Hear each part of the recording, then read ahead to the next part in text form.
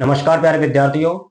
देखिए, पिछली वीडियो में हमने बात की थी आकार एवं आकृति के आधार पर हड्डियों का वर्गीकरण, और आज हम बात करेंगे उत्पत्ति एवं संरचना के आधार पर हड्डियों का वर्गीकरण। ठीक है, तो इनको पढ़ने से पहले अभी हम 2 मिनट में आकार एवं आकृति के आधार पर हड्डियों का जो वर्गीकरण पढ़ा था उसको रिपीट कर लेते हैं। ठीक है, तो देखते हैं। तो उसमें हमने बात की थी पहले लॉन्ग बोन्स की। तो लॉन्ग बोन्स के अंतर्गत कौन कौन सी हड्डियां आती हैं? एक तो हुमरस आती है, रेडियस अल्ना आती है और मेटा कार्पल आती है। पिछले पैर की एक तो फीमर हड्डी आ जाएगी, टिबिया आ जाएगी और मेटा टार्सल आ जाएगी। यानी कि जो मेटा कार्पल होती हैं और मेटा टार्सल होती हैं वो क्या है, इनकी तुलना में छोटी होती हैं, इसलिए इनको बोलते हैं हम मिनिएचर लॉन्ग बोन्स बोलते हैं। ठीक है, क्यों बोलते हैं? क्योंकि तुलनात्मक रूप से ये छोटी होती हैं। उसके बाद हमने बात की थी शॉर्ट बोन्स की, यानी कि छोटी हड्डियों की। तो छोटी हड्डियों में देखो, एक तो अगले पैर की कार्पल आ जाएंगी और पिछले पैर की टार्सल्स बोन आ जाएंगी। ठीक है, उसके बाद हमने बात की थी फ्लैट बोन्स की। फ्लैट का मतलब होता है चपटी हड्डियां। तो चपटी हड्डियों में स्कैपुला पड़ी थी हमने, स्टर्नम पड़ा था और वर्टिब्री पड़ी थी। ठीक है, उसके बाद हमने बात की थी इरेगुलर बोन, यानी कि अनियमित आकार की हड्डियां। उनमें हमने बात की थी कशेरुकाओं की, वर्टिब्री की। उसके बाद हमने बात की थी सिसेमोइड बोन। तो सिसेमोइड बोन क्या होती है? यानी कि बीजनुमा आकृति की हड्डियां होती हैं जो किसी जोड़ में दो हड्डियों के बीच पुली का कार्य करती हैं, ताकि दोनों हड्डियों के बीच घर्षण कम से कम हो। हमने बात की थी पटेला की। पटेला होती है वो जानवर के शरीर की सबसे बड़ी सिसमोइड बोन होती है। कहाँ पाई जाती है? स्टाइपल जॉइंट पर पाई जाती है, पिछले पैर में पाई जाती है। ठीक है, उसके बाद हमने बात की थी प्रोक्सिमल सिसमोइड बोन। तो देखिए, प्रोक्सिमल जो सिसमोइड बोन होती हैं वो फैटलॉक जॉइंट पर पाई जाती हैं, और डिस्टल सिसमोइड बोन होती हैं वो कॉफिन जॉइंट पर पाई जाती हैं। जो डिस्टल सिसमोइड बोन होती है उनको नेविकुलर बोन बोलते हैं। तो देखिए, प्रोक्सिमल सिसमोइड बोन की संख्या होती है वो कितनी होती है? एक डिजिट में दो होती है। और गाय में कितनी डिजिट होती है? दो। तो दो दूनी चार। तो प्रोक्सिमल सिसमोइड बोन की संख्या कितनी हो जाएगी? चार हो जाएगी। और डिस्टल सिसमोइड बोन की संख्या एक डिजिट में एक होती है, और डिजिट कितनी होती है? दो। तो सिसमोइड बोन की संख्या हो जाएगी दो। तो कुल मिलाकर हम कह सकते हैं कि गाय के एक पैर में प्रोक्सिमल सिसमोइड की संख्या कितनी होती है?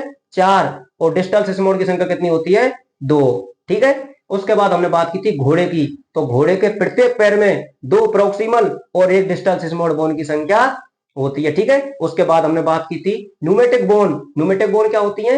यानी कि पक्षियों में पाई जाने वाली जो लॉन्ग बोन्स होती है ना, वो छिद्रित होती हैं और उनमें हवा भरी रहती है, ताकि पक्षियों को उड़ने में आसानी हो सके। ठीक है, जैसे पक्षियों की हुमरस हो गई, ये जो इथेमोड हो गई, मैगजिला हो गई, ये कई सारी होती है जो लॉन्ग बोन्स होती है वो छिद्रित होती है। ठीक है, उसके बाद हमने बात की थी विसरल बोन की।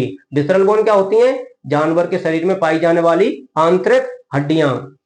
जैसे हमने बात की थी ओस पेनिस, कहाँ पाई जाती है? कुत्ते के सेशन में पाई जाती है, संख्या होती है एक। उसके बाद हमने बात की थी ओस रोस्ट्री, कहाँ पाई जाती है? तो सुअर की थूथन में पाई जाती है, और संख्या कितनी होती है? एक होती है। उसके बाद हमने बात की थी ओस फ्रेनिक। फ्रेनिक शब्द आता है डायफ्राम के लिए, तो वो पाई जाती है ऊंट के डायफ्राम में, संख्या कितनी होती है? एक। उसके बाद हमने बात की थी ओस ऑप्टिकस। जो ऑप्टिक शब्द आता है वो आंखों के लिए आता है, आंखों की संख्या कितनी होती है? दो।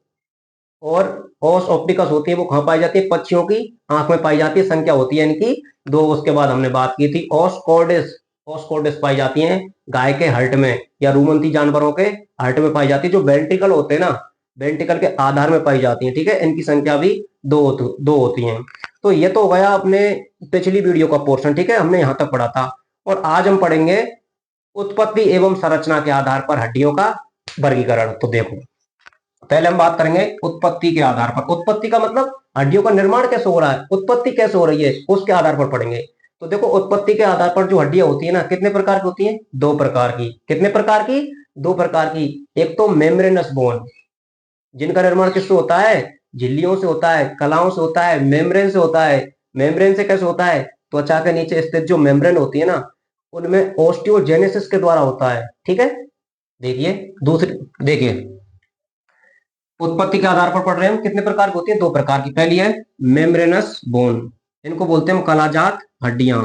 तो इनका निर्माण कैसे होता है? देखो, यानी कि त्वचा के नीचे स्थित जो संयोजी ऊतक होते हैं ना, संयोजी ऊतकों की जो मेम्ब्रेन होती है, कला होती है, झिल्ली होती है, उनके ओस्टियोजेनेसिस के द्वारा होता है। ओस्टियो का मतलब क्या है? ओस्टियो का मतलब है हड्डी। जेनेसिस का मतलब क्या है? बनने की प्रक्रिया। अस्थि के बनने की प्रक्रिया क्या बोलेंगे? ओस्टियोजेनेसिस। अस्थि निर्माण कोष का क्या बोलेंगे? ओस्टियोब्लास्ट। ठीक है, ध्यान रखना है ये टर्मिनोलॉजी। जैसे फ्लैट बोन हो जाएंगी खोपड़ी की, नेजल बोन हो गई, मैगजिला हो गई। तो इनका निर्माण कैसे होता है? कलाओं से होता है, झिल्लियों से होता है, ठीक है। उसके बाद हम बात करें, देखो दूसरी होती है कार्टिलेजिनस बोन। कार्टिलेज किसको बोलते हैं? उपास्थि को बोलते हैं ना। तो इनका निर्माण होगा वो किससे होगा? उपास्थि से होगा, ठीक है। किससे होगा? उपास्थि से। जो कार्टिलेजिनस बोन होती है इनका निर्माण होता है वो उपास्थि के द्वारा होता है। अब आप सभी जानते हैं कि उपास्थि कौन कौन सी हड्डियों में पाई जाती है। तो देखो ये जो लिम्ब होते हैं ना, फोर लिम्ब और हैंड लिम्ब, यानी कि अगले पैर और पिछले पैर होते हैं, इनके सिरों पर क्या पाई जाती है? उपास्थि पाई जाती है। आइलैंड कार्टिलेज पाई जाती है, आर्टिकुलर कार्टिलेज पाई जाती है ना, ठीक है। और वर्टिब्री कॉलम की जो हड्डी होती है, वर्टिब्री कॉलम जो जुड़ी रहती है ना कोशिकाएं आपस में, वो किसके द्वारा जुड़ी रहती है? अरे उपास्थि के द्वारा ही तो जुड़ी रहती है। उनका निर्माण भी किससे होता है? उपास्थि के द्वारा होता है, ठीक है। कोई दिक्कत थोड़ी है, यहाँ तक दिक्कत हो तो पूछ लेना, ठीक है। अब हम पढ़ेंगे संरचना के आधार पर हड्डियों का वर्गीकरण। तो भाई ये भी दो प्रकार की होती हैं। एक तो होती है कॉम्पैक्ट बोन। कॉम्पैक्ट का मतलब होता है सघन अस्थि। तो सघन अस्थि होती है वो कहाँ पाई जाती है? यानी कि जो लॉन्ग बोन्स होती है ना, लंबी हड्डी अभी बताया था कौन कौन सी होती है। ये तुम्हारी ह्यूमरस हो गई, रेडियस अल्ना हो गई, मेटाकार्पल हो गई, फीमर हो गई, समझ रहे हो, फीमर हो जाएगी और टिबिया हो जाएगी। तो लॉन्ग बोन्स का जो साफ्ट होता है, साफ्ट का मतलब हड्डी का जो मध्य वाला भाग होता है ना, जैसे देखो अभी मैं चित्र बनाऊं थोड़ा सा,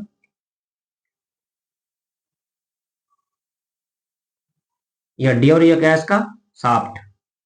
लॉन्ग बोन्स का जो साफ्ट होता है वो किसका बना होता है? कॉम्पैक्ट बोन का बना होता है, ठीक है। उसके बाद हम बात करें हैवर्सियन सिस्टम की। देखो जो कॉम्पैक्ट बोन होती हैं इनमें येलो बोन मेरो पाया जाता है, यानी कि हल्का सा क्या पाया जाता है? पीला अस्थि मज्जा पाया जाता है, ठीक है। उसके बाद है स्पॉन्जी बोन।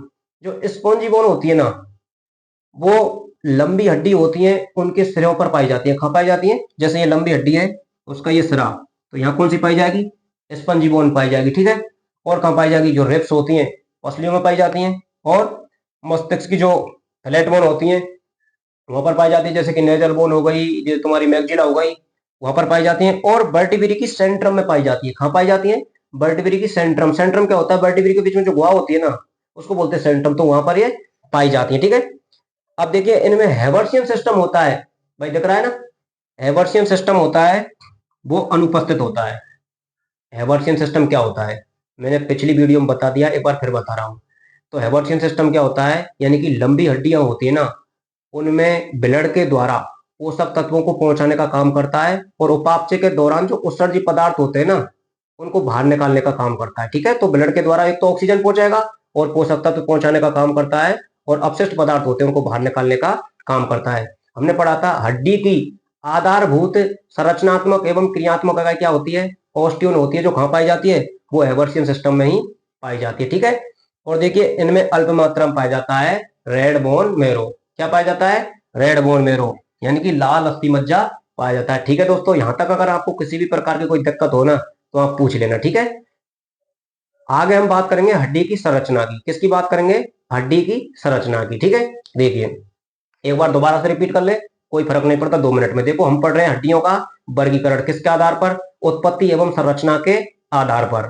तो उत्पत्ति के आधार पर दो प्रकार की होती है, एक तो मेम्ब्रेनस बोन, एक होती है कार्टिलेजिनस बोन। मेम्ब्रेनस बोन वो होती है जिनका निर्माण मेम्ब्रेन से होता है।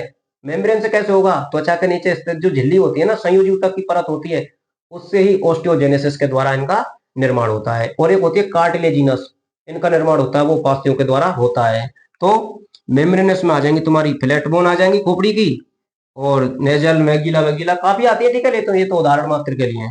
उसके बाद कार्टिलेजिनस बोन में ये लंबा आ जाएंगे, अगले पैर की हड्डी, पिछले पैर की हड्डी, वर्टिब्री आ जाएंगी, ठीक है। उसके बाद है संरचना के आधार पर दो प्रकार की होती है, कॉम्पैक्ट बोन और स्पंजी बोन। कॉम्पैक्ट बोन होती है यानी कि हड्डी का जो साफ्ट होता है लॉन्ग बोन्स का, वो कॉम्पैक्ट बोन का बना होता है, और इनमें येलो बोन मेरो पाया जाता है, ठीक है। और देखिए स्पंजी बोन होती हैं वो कहाँ पाई जाती हैं? लंबी हड्डियों के सिरों पर पाई जाती हैं। सिरों को क्या बोलते हैं? एपिफाइसिस। और मस्तिष्क से जो फ्लैट बोन होती हैं वो किसकी बनी होती है? स्पंजी बोन की बनी होती हैं। रिब्स होती हैं और वर्टिब्री की जो सेंट्रम होती हैं वो बनी होती हैं। भाई इनमें हैवर्सियन सिस्टम नहीं पाया जाता है, अल्प मात्रा में रेड बोन मेरो पाया जाता है, लाल अस्थि मज्जा, ठीक है। अब आगे हम बात करेंगे हड्डी की संरचना की। देखो भाई अगर आपको किसी भी प्रकार की कोई दिक्कत हो ना, तो आप पूछ लेना, ठीक है। वीडियो में अगर किसी भी प्रकार की दिक्कत हो आवाज संबंधी, ठीक है, तो आप पूछ सकते हो, कोई दिक्कत नहीं है। और क्लास ये रेगुलर चलेंगी। हाँ, एक दो दिन में सोचा है वो कोई दिक्कत नहीं, ठीक है, बाकी रेगुलर चलेंगी। और कल हम बात करेंगे स्केलेटन के बारे में, कंकाल तंत्र के बारे में। तो 100% समझ में आएगा आपको, ठीक है, टेंशन लेने की कोई जरूरत नहीं है, बस पढ़ते रहिए आराम से।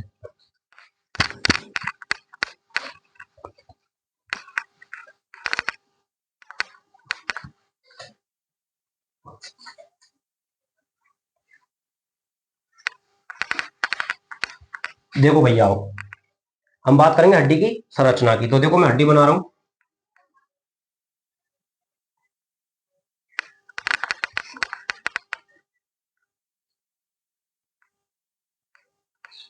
ज्यादा बड़ी हड्डी बन गई, कोई दिक्कत नहीं है,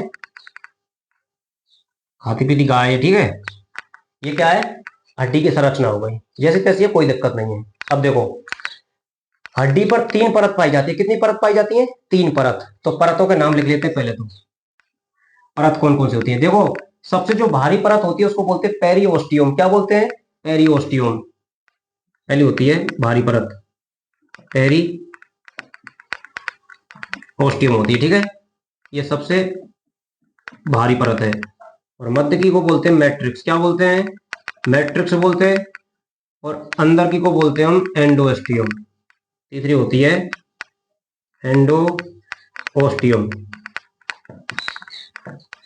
ठीक है, ये सबसे अंदर की परत होती है। हड्डी की कितनी परत होती है? 3 परत होती हैं। और हड्डी के 3 भाग होते हैं। कितने भाग होते हैं? 3 भाग होते हैं। यानी कि जो सिरों वाला भाग होता है ये, इसको बोलते हैं एपीफाइसिस। क्या बोलते हैं? एपीफाइसिस। एपीफाइसिस बोलते हैं, ठीक है। और ये इसको बोलते हैं हम डाईफाइसिस। क्या बोलते हैं? डाईफाइसिस। डाईफाइसिस बोलते हैं। और एपीफाइसिस और डाईफाइसिस के जो बीच वाला भाग होता है उसको बोलते हैं मेटाफाइसिस। तो भाई ये भाग हो जाएगा मेटाफाइसिस, ठीक है, मेटाफाइसिस, ठीक है। अब देखो, जो एपीफाइसिस वाला भाग होता है ना, आप सभी जानते होंगे कि जो रक्त का जो निर्माण होता है, ब्लड का निर्माण होता है, वो कहाँ होता है? अस्थि मज्जा में होता है, अस्थि मज्जा में होता है। लेकिन अगर आपसे क्वेश्चन पूछ ले कोई कि रक्त का जो निर्माण होता है या आरबीसी का जो निर्माण होता है वो हड्डी के किस भाग में होता है, तो आप बताइए किस भाग में होता है? तो वो हड्डी के एपीफाइसिस भाग में होता है। किस में होता है? एपीफाइसिस भाग में होता है, ठीक है। तो यहां पर क्या होता है? ब्लड का निर्माण होता है। अब चूंकि इस भाग में क्या पाया जाएगा? बोन मेरो पाई जाएगी, अस्थि मज्जा पाएगी, तो इसमें क्या होता है? रक्त का निर्माण होता है। यहां आपको ध्यान रखना है। अब देखिए, हड्डी के अंदर जो प्रोटीन पाई जाती है उसको क्या बोलते हैं? अस्थि की जो प्रोटीन, उसको बोलते हैं ओसिन प्रोटीन। क्या बोलते हैं? ओसिन प्रोटीन बोलते हैं, ठीक है। ओसिन प्रोटीन इसमें पाई जाती है, ठीक है दोस्तों। तो ये अपना छोटा सा टॉपिक था, ये यहीं कंप्लीट होता है। आगे हम बात करेंगे कंकाल तंत्र की, ठीक है। और वीडियो में आपको किसी भी प्रकार की कोई समस्या हो तो आप बताना, उसका समाधान मिलेगा, ठीक है। तब तक के लिए धन्यवाद।